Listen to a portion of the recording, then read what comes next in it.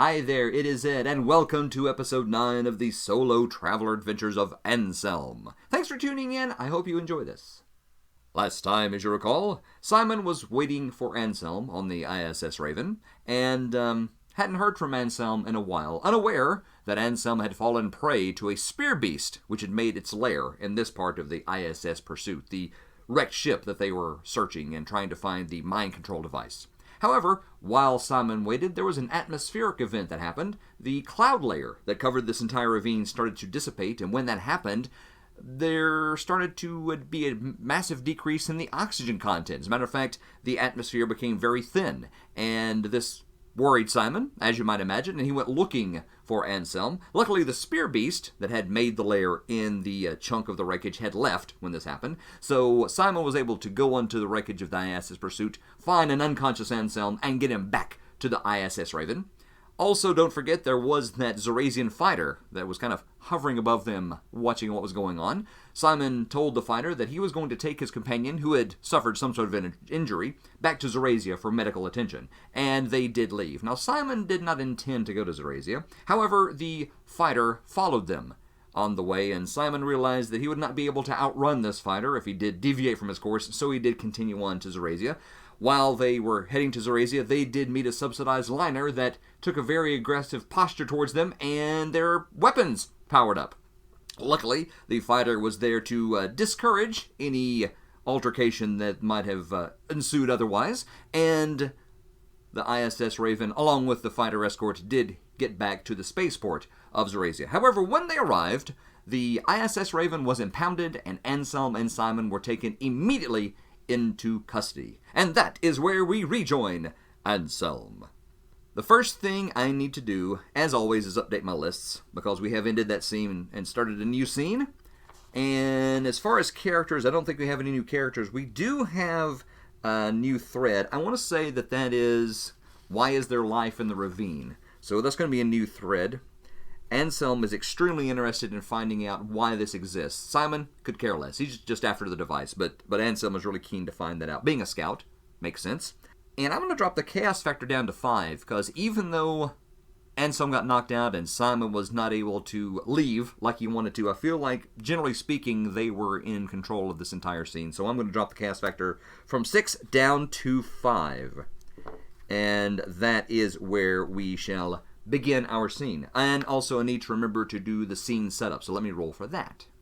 Symon and Anselm have made it back to the starport at Zarasia, and they've both been taken into custody. I'm going to say they probably take Anselm to a medical wing of whatever security facility they're taken to tend to his injuries. They bandage up the wound he got from the spear beast, and then he is going to be taken to an interrogation room. He is separated from Symon for this entire time, for the medical attention he receives, and then also in the interrogation room. So let's see, do we have a change to that scene? Let's roll the d10. We rolled a 2, so we do have a change. Again, I'm going to use, from the Mythic magazine, I'm going to use the table to see what is this altered scene, the scene adjustment table. So let's see, what do we get? An 8. And 8 is add 1 adjustment, so now we're going to roll twice and see what we get. So let's see, alright? So it's going to be a 2, add a character, alright, and what is that? That is a 0, so add another adjustment, okay? So that's 2 more. What do we get? A character, and 8, that's going to be another adjustment. I'm going to say only one other adjustment. So we're going to add a character, and what is the other adjustment we're going to make is 6, add an object. Alright. Add a character, add an object. And they do say that to add a character, choose the most logical character on the character's list. The most logical character on the character's list would be Symon. Symon is going to be there with Anselm. Once Anselm does go through the medical attention, gets healed up, he is fully healed now, all of his characteristics have returned, and he is taken to an interrogation chamber. He was expecting to be away from Symon, but he does see Symon sitting there at this stereotypical interview room, and Anselm does walk in.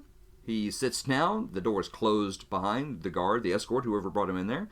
And we've added a character, obviously going to be Symon, and we're going to add an object. I'm going to roll on the descriptions table to see what kind of object this is. So that's going to be D100 on descriptor table 1 and descriptor table 2. So what do we get? 28. That is efficiently. And 43. Hard. Efficiently hard. All right. Efficiently hard. Oh, okay. I know what this is going to be.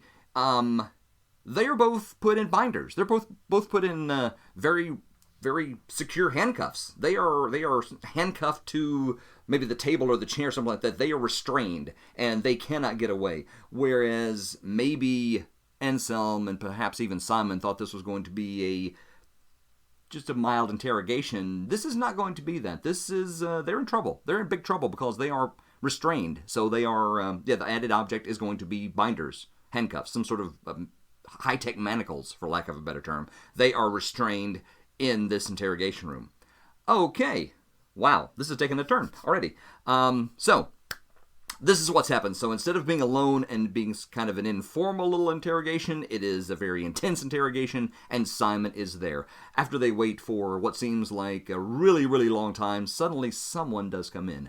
Let's determine who that someone is. I'm going to use a classic traveler character generator, batintheattic.com/traveler. I will put a link to that probably down in the description. I think I've put that in there before. We're going to see just who we get.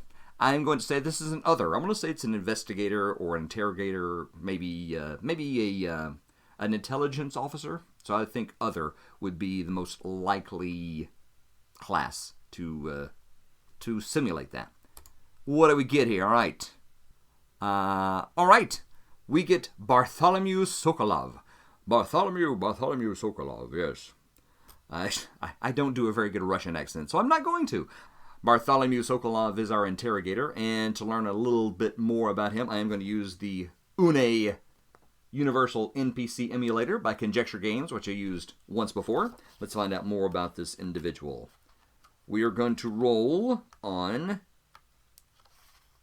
the NPC modifier and a modifier table. We know that he is an interrogator, and what is his NPC adjective modifier?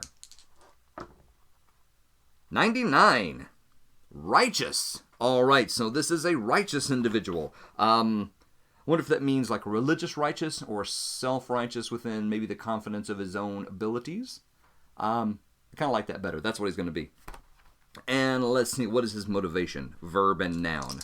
His motivation is 77, which again is doubles. I do have my, don't forget the doubles note. However, since this is for the NPC motivation, I don't think it would count for triggering a random event. But even if it did, you have to roll below your chaos factor. 7 is above 5. I know that basic math. All right, motivation 77 is going to be to patronize. All right, patronize, and 80. Patronize patience. All right. Lovely, lovely. And let me just go ahead and get a mood for him. I'm going to say that he's already distrustful using the NPC conversation mood in the Universal NPC Emulator. I am going to see what his actual mood is. So he's distrustful. Now we roll another D100, and 75 is going to be... okay, kind of neutral. All right, so he is just distrustful, nothing extra from that. So Bartholomew does enter the interrogation room and sits down across from Symon and Anselm, and he has files on... since this is 1980s science fiction, I'm going to say it's like maybe like those Star Trek little like tiles that they use, like those little primary colored tiles that they would stick in their little computer thing. So that's what he does. He has a monitor. He sticks one of those in there, pushes a button. His face is illuminated by the screen of the computer. He does scroll through for a while. After a while, he does put on his reading glasses. Looks at Anselm and says, "So, Mr. Anselm, it appears you had quite a long and somewhat distinguished career in the Scouts." Yes, sir. Yes, 5 terms. Some quite hairy situations it looks like you had, yes. And now you are, I take it, an independent contractor using the ship that has been loaned to you graciously by the Scout Service, and you're perhaps getting into a bit of mischief, wouldn't you say? I don't know if that's how I would characterize what is going on. Look, what is going on here? Why are we here? Why are we in binders? Yes, all in good time, Mr. Anselm, all in good time. Alright, so again, Bartholomew does flip through some more files that he has, and he says, yes, can you tell me exactly how you know this Symon individual here next to you? And Anselm starts to respond. He says, well, we met on Tachelon. And Symon immediately jumps in. Well, you see, I was looking for a scout for some very specific surveying equipment.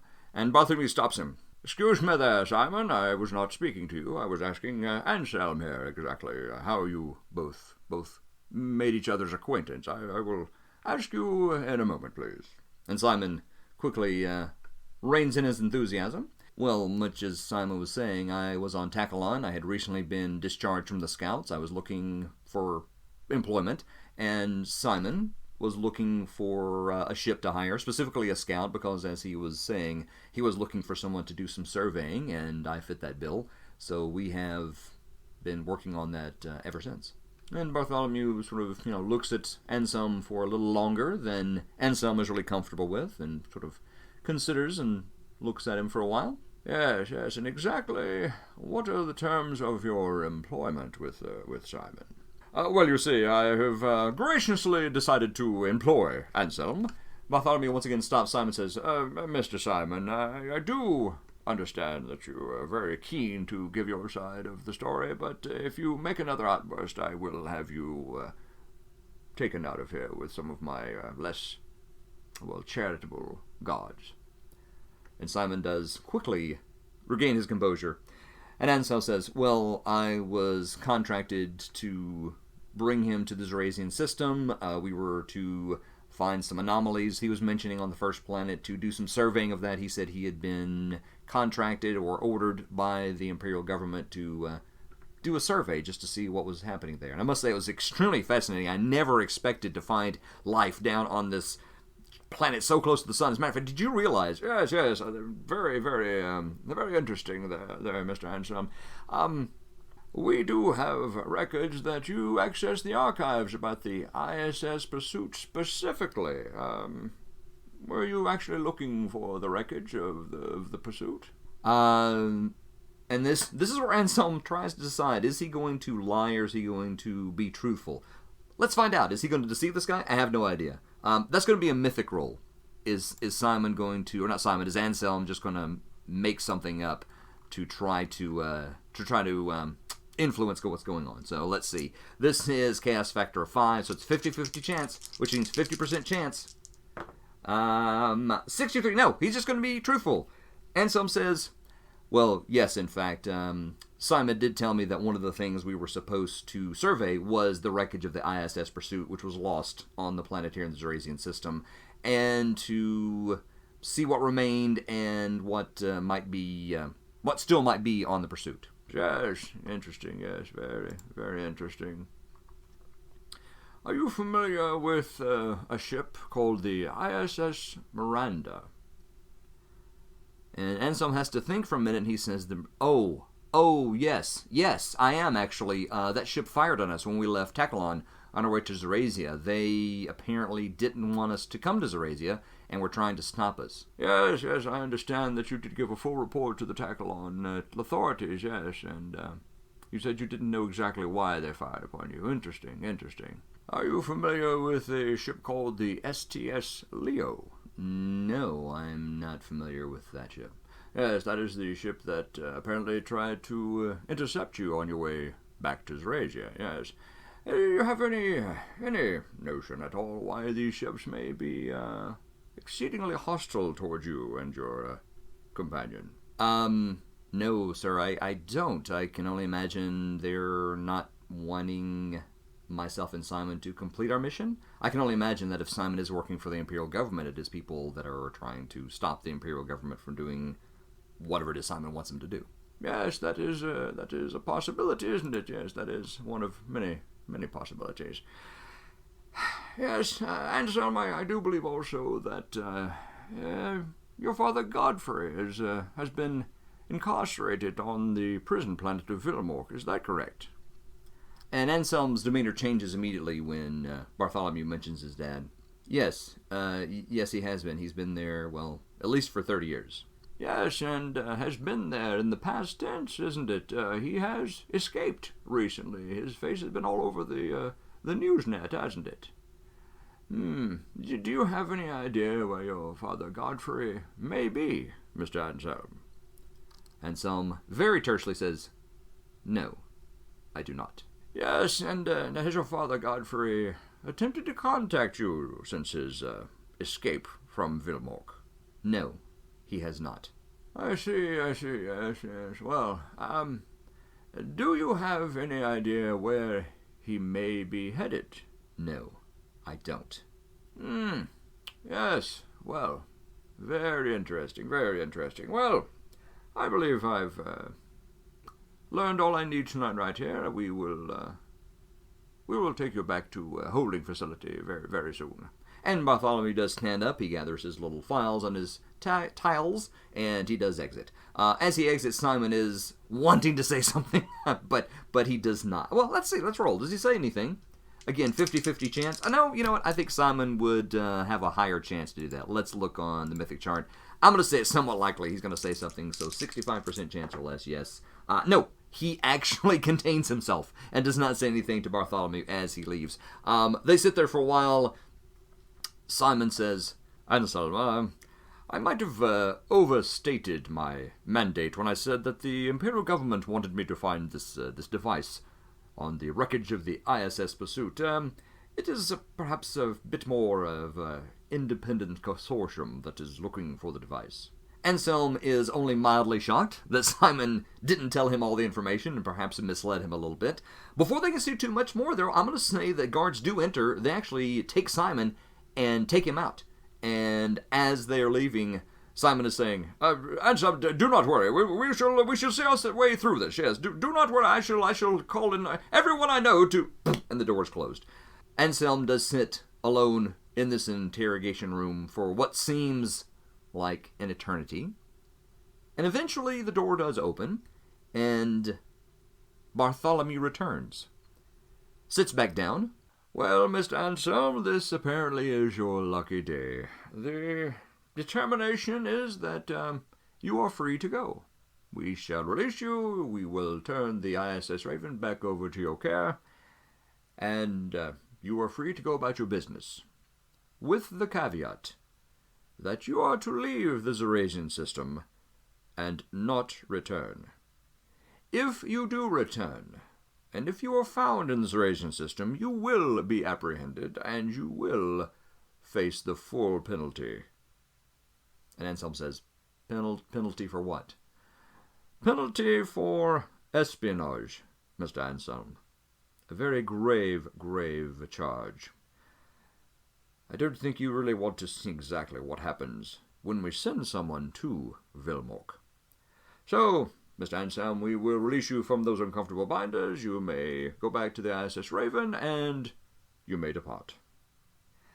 And after a while, someone does come in. They do take Anselm. They do release him from his restraints, and they do usher him out to the Raven.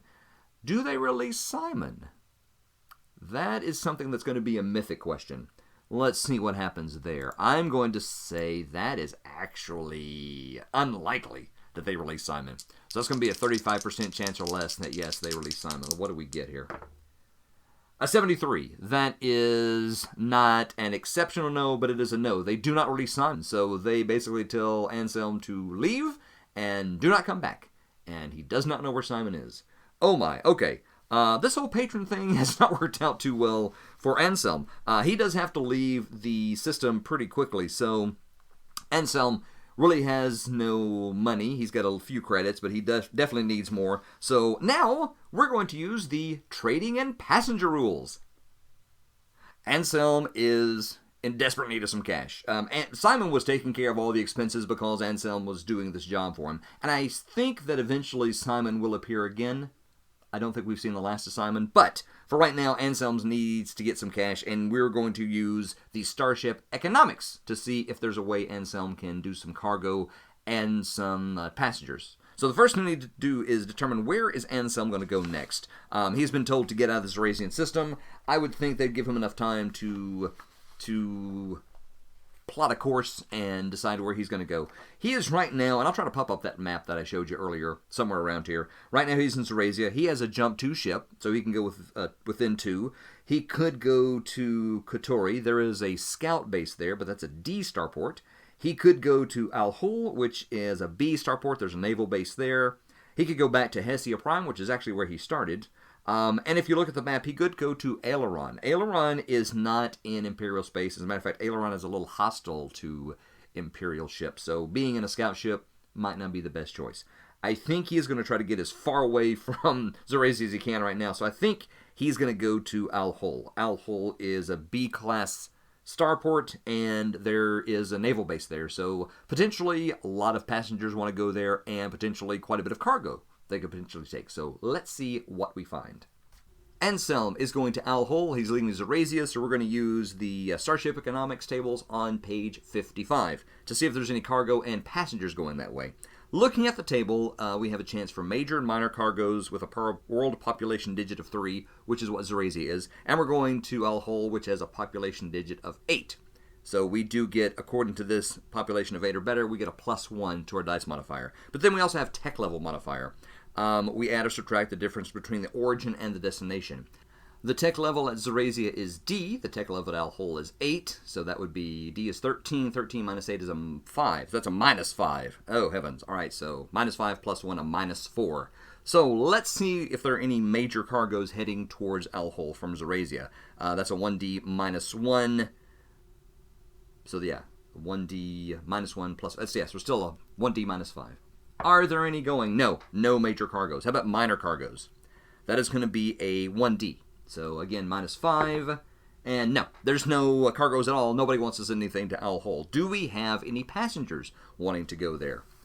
The population for the destination world is 8 or better. That's a +3 according to the Traveler book.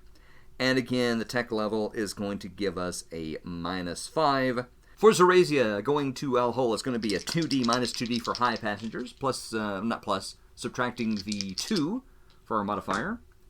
That is 3 minus 2 is a 1, so -2D. So that's going to be no high passengers. So no high passengers want to go. How about middle passengers? That is going to be, again, 2D minus the 2. 8. So 6 middle passengers minus a 1D. So 3. So he does have 3 middle passengers who are looking for transportation from Zarasia to Al-Hul. And he will take them on because, again, he does need the money. That will be 8,000. So he has 3 middle passengers. Anselm does get onto the SS Raven. Once it is turned back over to him, he is able to find about 3 individuals who are trying to get to Al-Hul. He needs the money, so he definitely takes them on. He tells them that they will be off as soon as possible. He makes sure the ship is good to go, and the people load in, they bring their luggage, and they do leave Zarasia, heading to Al-Hul. Okay, first thing I want to do is see, does he encounter any ships on the way out of the Zarasian system? Let's hope not, because this time he is going to be in trouble if he does. So, 2 dice. He is leaving an A starport. We get a +2 because we have a naval base in the Zarasian system. And that's going to be 5 plus 1 is 6, plus 2 is 8. 8 is R. R is a subsidized merchant. So again, makes sense. An A starport, lots of merchants coming in and out. Now, let's see what their reaction is to Anselm. Maybe, for once, he'll meet a merchant that won't try to attack him. That would be nice and refreshing, wouldn't it? Let's find that reaction table on page 101. Let's roll those dice. And let's see what happens here. All right. Let's see. DM +1 character serve +5 or more terms in Navy, Army, Navy, or Scout. So he gets a +1. I think we'll take every plus we can get. Let's see there. That's a 6. Oh, a 12 plus one is genuinely friendly. Yes, not only are they, they are extremely friendly. They are almost overly friendly. As they go through, they do just send them a very... A message of gratitude and well-wishing for all his work in the Scout Service. Anselm, extremely happy that for once a merchant ship isn't going to try to intercept him and blow him out of space, quickly continues on to the jump point, and they are going to jump. Now, somebody mentioned a while ago when I did some of the jumping around that a scout ship actually has a -2 for a misjump. However, still going to roll. And it is a few hours, and they do arrive at the jump point, heading to Al-Hol. We have to roll a 13 or more. I'm going to say he doesn't have unrefined fuel. He is a scout ship, so it's going to be a -2. So he is not going to have a misjump. Let's roll anyway. No, doesn't have a misjump. So he does put in the information to the nav computer. He does make sure the jump drive is functional. He powers up the power plant. He engages the jump drive, and and Anselm and his 3 passengers are safely and swiftly on their way to the planet of Al-Hol. And what awaits them when they arrive? We shall find out next time with the adventures of Anselm. Thank you for tuning in. I hope you enjoyed that. Kind of a short episode this time, but that's okay. We will see what other things happen to Anselm as he continues on. Again, he still is trying to find his dad. He's extremely keen to find out exactly why that life is in the ravine on that first planet of Zarasia. If they find him in Zarasia, might go bad. And also, what's happened to Simon? I have a feeling Simon will show up again at some point in this adventure. Anyway, the dice will tell us if that is true. Again, like, subscribe, all that cool YouTube stuff, and I will see you next time.